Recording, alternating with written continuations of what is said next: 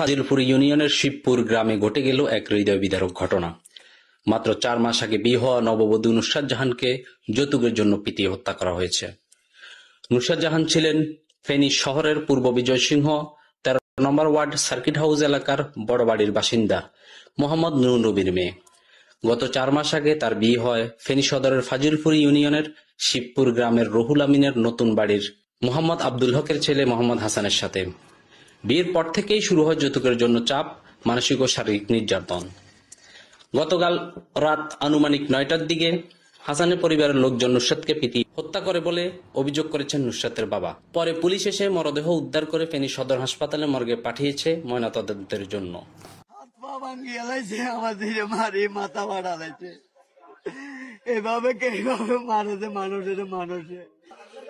আমি প্রশাসনের কাছে বিচার চাই, বিচার চাই, কারণ হাসি চাই। আমার ছেলে এইভাবে যে মৃত্যু পাইলো, এজন্য আর করো মেয়েদের এরকম মৃত্যুতে নামাই।